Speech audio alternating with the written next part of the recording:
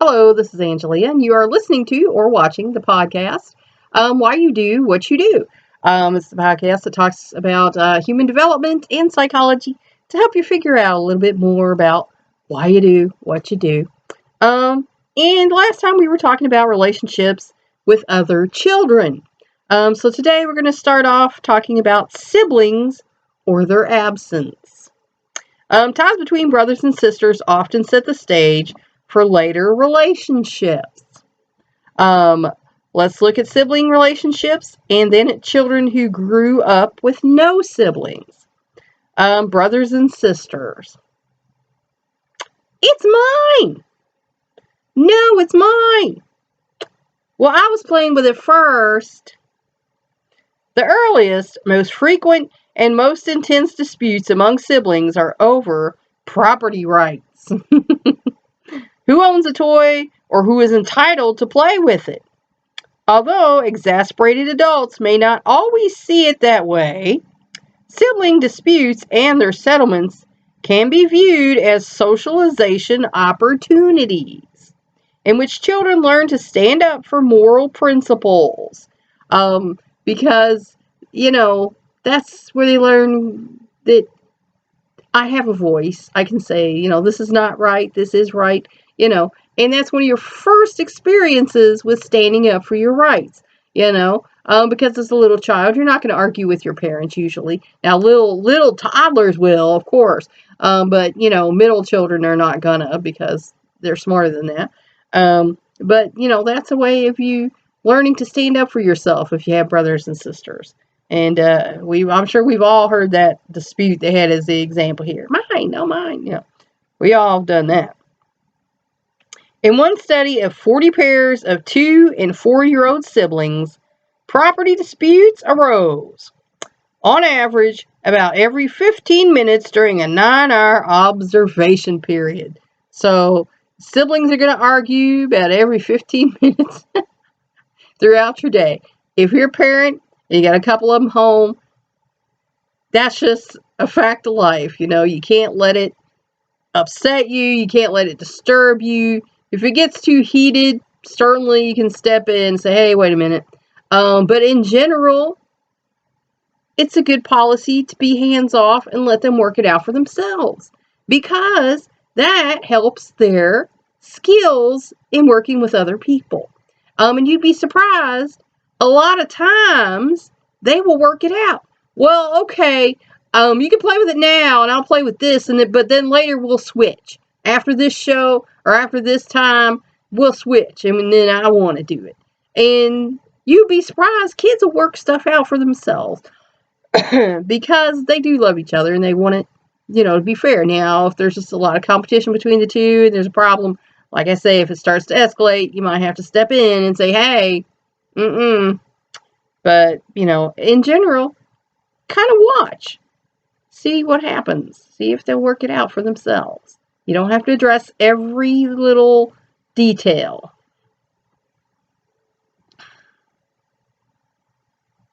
Even children as young as 2.5 argued on the basis of clear principles. The owner's right to a toy should take precedence over who was currently using it. But when the toy belonged to both children, as was true in about half the disputes, the current user should have exclusive rights. So that's why there's a problem, and that's why my grandparents and parents figured out you don't get communal toys if you can help it. Now, like a swing set, of course, you can't buy a swing set for each and every kid. That's insane. Unless you're like a really rich, frivolous person. But, if it's something you get for the kids, then each kid should have one if it's a reasonable thing, So, like if you get a PlayStation for the kids, of course you can't divide that in pieces, but you can buy each child a game that goes with the PlayStation. And then they can figure out who gets to play when, things like that. Parents did not clearly favor claims based on either ownership or possession, but were more inclined to stress sharing and avoiding damage. or to suggest alternate playthings. And that's, them just trying to keep the peace. But a parent should teach the children about property rights and ownership, because they're going to have to go out into the world, and it's not cool if they're taking other people's stuff. Then someday you're going to have the police knocking on your door because your child is stealing from other people. That's not okay. However, sibling rivalry is not the main pattern between brothers and sisters early in life. While some rivalry exists, so do affection, interest, companionship, and influence. The main pattern for Isabel Allende and her younger brothers. And that was a thing we talked about in another thing. But that's true. I remember my parents told me a story about how I was crying, and they said, "Well, why are you crying?" I said, "Because the baby's crying." So I had enough, empathy for my little brother that when he was crying, I cried too because he was sad and it made me sad. So, um, children are good like that. They really are. I was hoping this was over, got my tissue stashed. But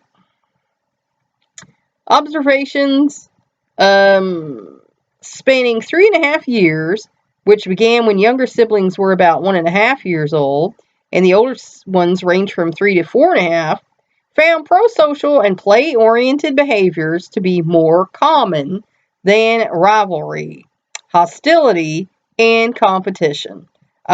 Because you are with your brothers and sisters the most out of any other people while you're growing up in the house. So there is going to be times when you want to get along. You want to play with each other. You want to watch shows together and things of that nature. So you don't want to be fighting all the time. Older siblings initiated more behavior, both friendly and unfriendly. Younger siblings tended to imitate the older ones.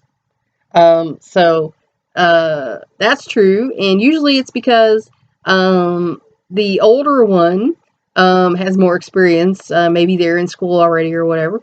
But the older one knows more of what's expected. They've been around a little longer. They know how the parents operate. They know a little bit more about what's going on than the younger siblings. So they feel like they need to teach them, what's going on here. And unfortunately, if they feel like the younger one is in the wrong, they might feel the need to correct them to keep them both out of trouble. I know that was a thing in my house.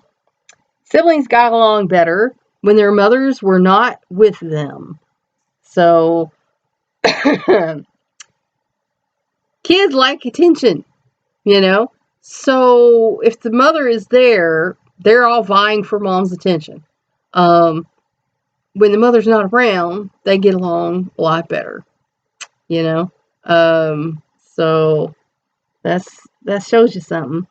Squabbling can be a bid for parental attention.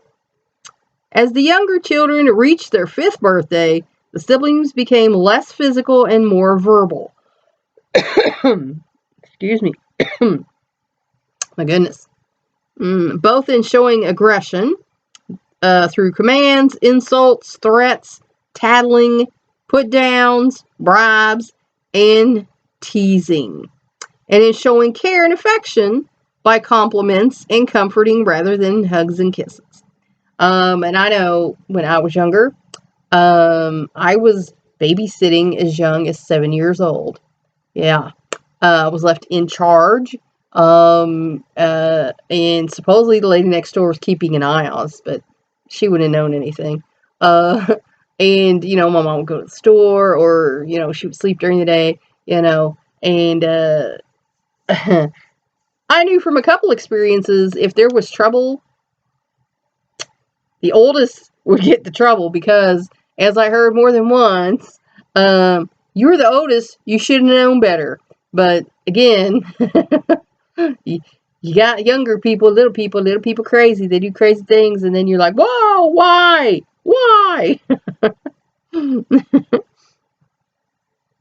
At least one finding of this research has been replicated in many studies. Same-sex siblings, particularly girls, are closer and play together more peaceably than boy-girl pairs. And that's usually because of the difference between the sexes. Boys are more aggressive. That's just a fact of the way they're wired. Women, when we're girls, even then, we prefer to get along and, talk and things of that nature.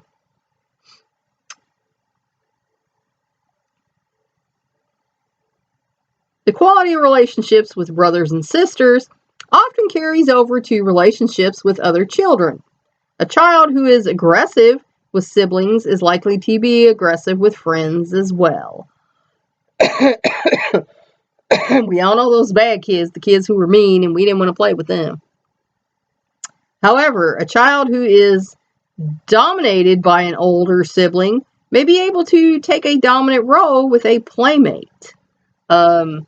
And again, it just depends on the relationship, whether you were being dominated and then it made you feel like you needed to dominate. There are people like that, there's some compensation going on. So, if you're a dominating person, domineering, you might want to look at that. Why is that? I'm going to go talk to somebody about that. The only child.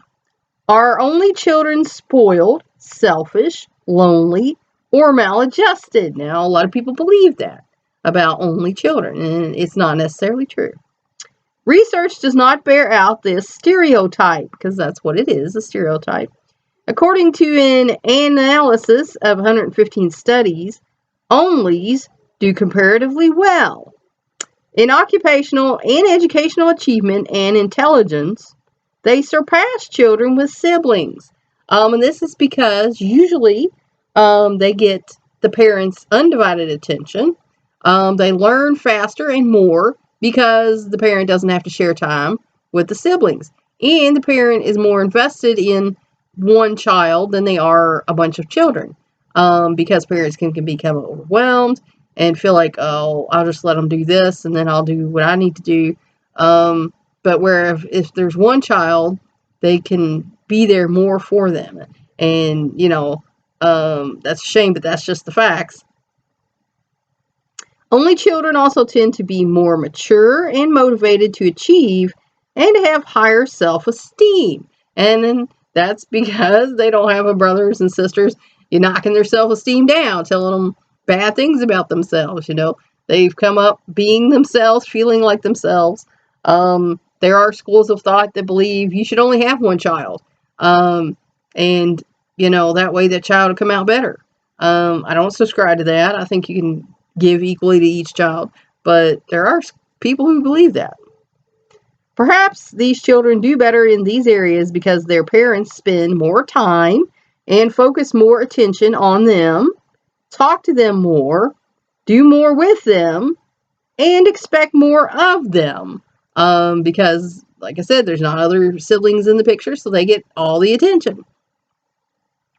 Onlys do not differ from other children, however, in overall adjustment or social abilities.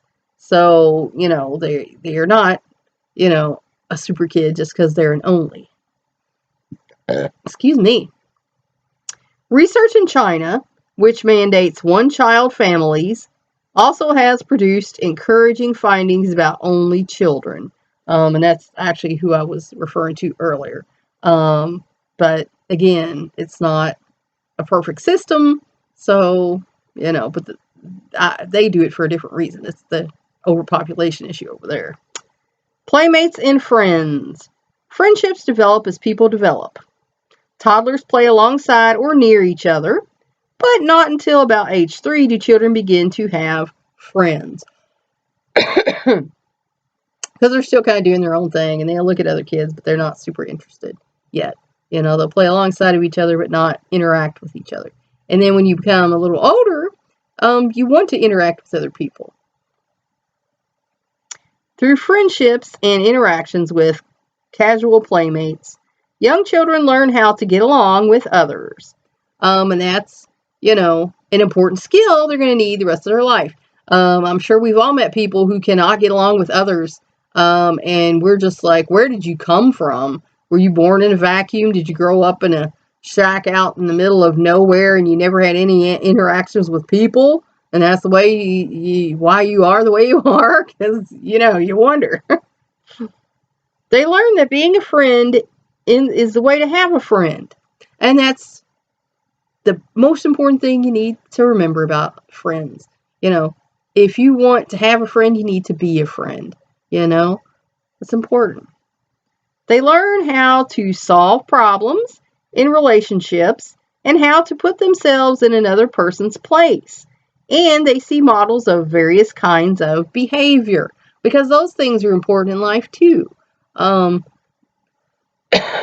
Empathy, and getting along with others. Because, there are people who grow up and are just complete sociopaths. They have no empathy or compassion for other people. I know of one in the other side of the family, not related to me, but just no empathy or compassion for anyone else. It's all about them, them, them, them, them. And we quickly tire of people like that. If you find yourself being like that, yeah, you need to go talk to somebody and get that fixed, because we ain't even interested. you know they learn more overall moral values and gender role norms, and they practice adult roles because that's what play is about. We can remember when we were little kids and we're like, well, why I'm grown up, or if I was a mom, or if I'm doing this, or if I had my own store business or whatever. We imagine that stuff when we're playing. We're acting out what we're going to be like when we're a grown up. And that's an important part of play. It prepares you for your life as an adult. And if you think back to the way you played, it prepares you for, a life as an adult. If you like to organize things in your room, you might grow up, be a logistics manager. If you like to work on things with your hands, you might grow up to work on things with your hands. If you like to work, play with little stuffed animals and then later animals, you might grow up and work, in a place with animals. So, it's all practice for your adult life when you're a kid. Choosing playmates and friends. Preschoolers usually like to play with children of their own age and sex. And that's just a fact. In preschool, they tend to spend most all of their time with a few other children with whom they have had positive experiences and whose behavior is like their own. And that's important. That's how you make friends. If you have a positive experience with this person, it's more likely that you're going to want to interact with them again. Whereas if you have a negative experience with a person, you're not going to want to interact with them again. So, think about that before you start, going at people. Because if you're making people feel like your experience was negative, they're not going to want to interact with you again. And that, little kids know that stuff. So, Children who have frequent positive experiences with each other are more likely to become friends. Because, you're not going to want to hang out with someone that you were in a situation with and you were actually abhorred by their behavior, and they made everything bad or scary or whatever, and you're going to be like, no, I'm not going to hang out with so-and-so. They're crazy. They got problems, The traits that young children look for in a playmate are similar to the traits they look for in a friend.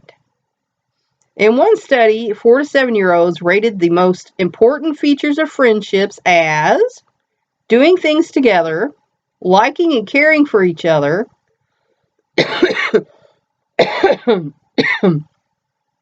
sharing and helping one another, and to a lesser degree, living nearby or going to the same school.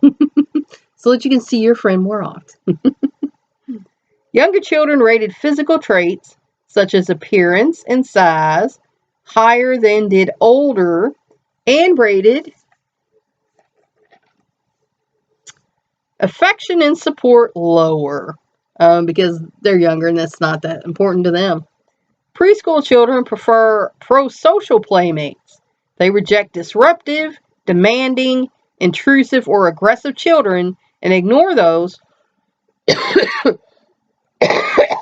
My goodness. Who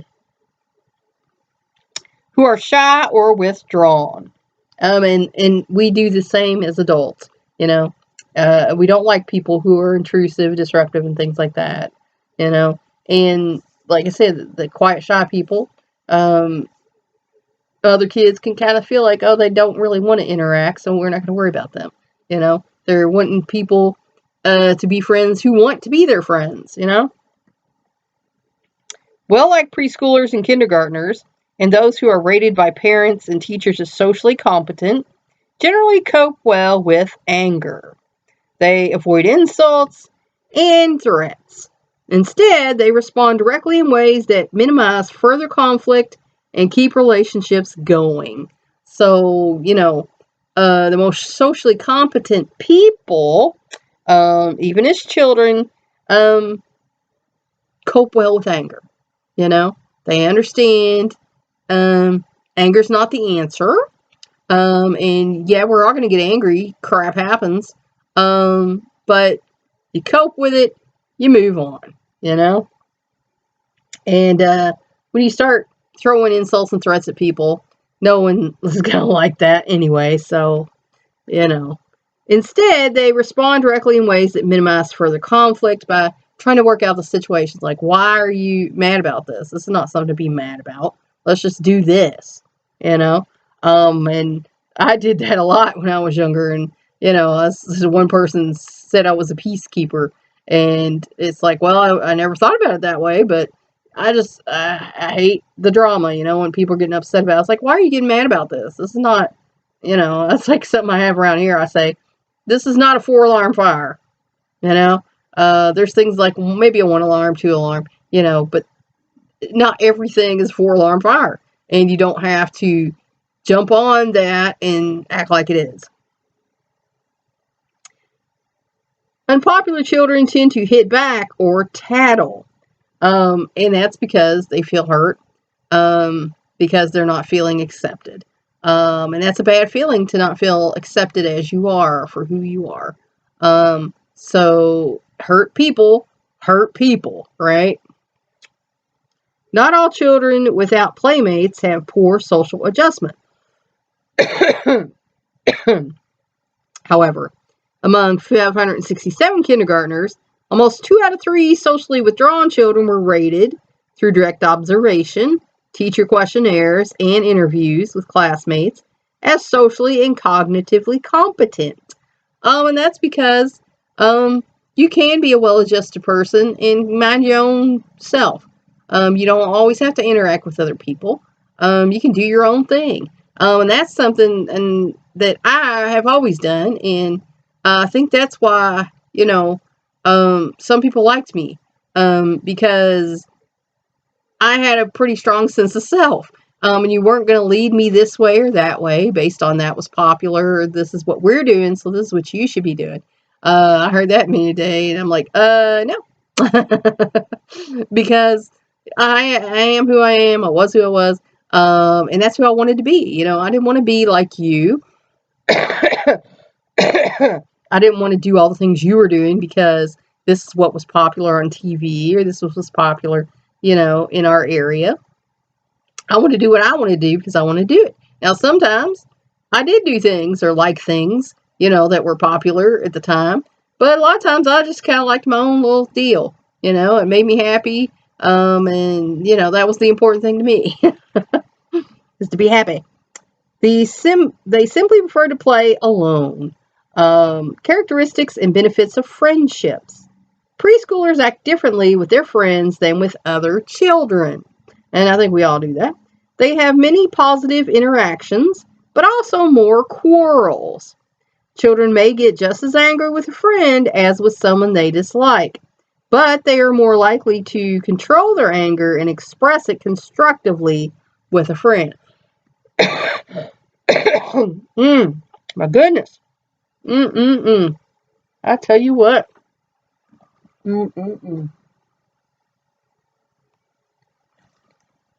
stuff over here.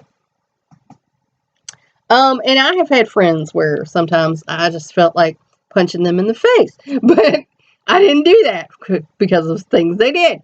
I just did my best to constructively say, hey, I'm not all right with this. This is not cool, and I'm just kind of over this. Because we do cut our friends and family members more slack than we do people we don't know or just we work with, neighbors, whatever. And that's just a fact of life. It's the way we're wired.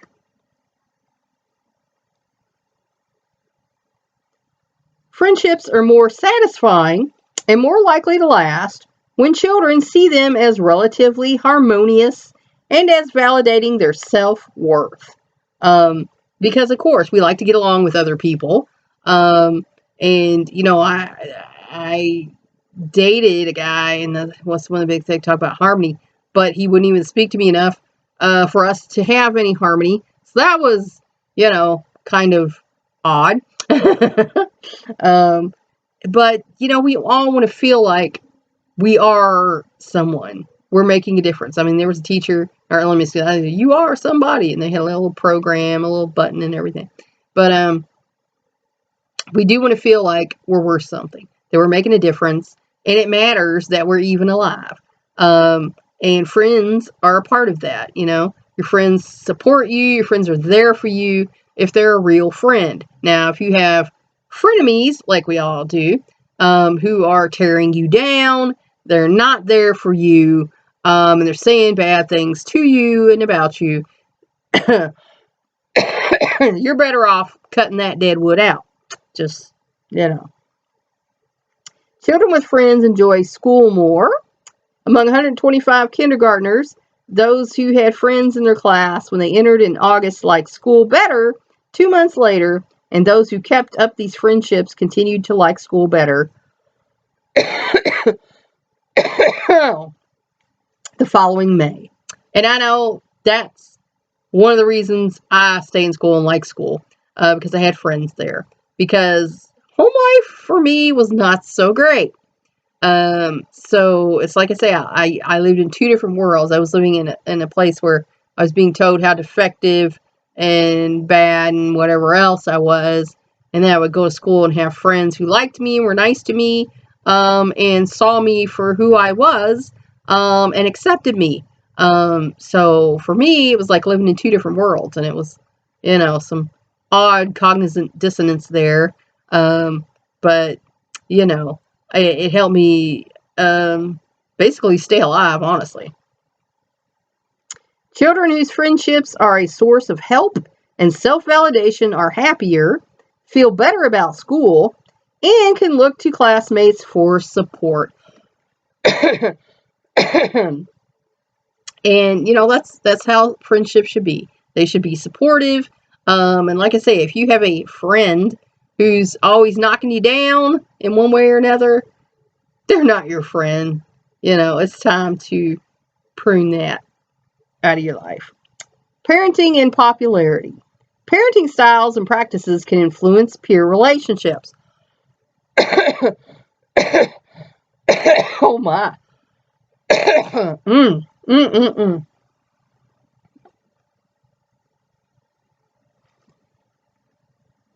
Keep thinking I'm getting over this.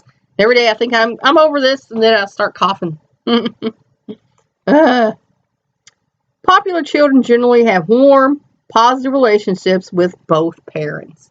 And that's not always true. I had a grandma who was just a great, awesome person. I had a great aunt who was. And they kept me, on track. And without them, I would not probably made it past the age of 13, honestly. The parents are likely to be authoritative, and the children to be both assertive and cooperative. Because authoritative parents expect from you, there's punishments and rewards, and they explain things to you. There's not, because I said so, because kids don't understand that. That just teaches that you're large and in charge. It doesn't teach the reasons behind things. You need to teach the children the reasons behind things so they know and they learn And they can internalize that and use that later in life. That's a true job as a parent.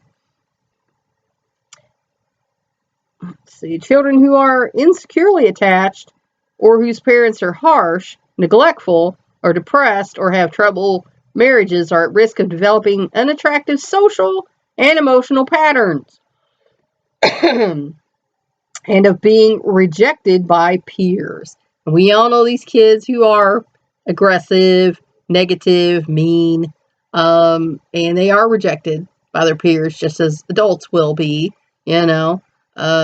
So, that's a shame.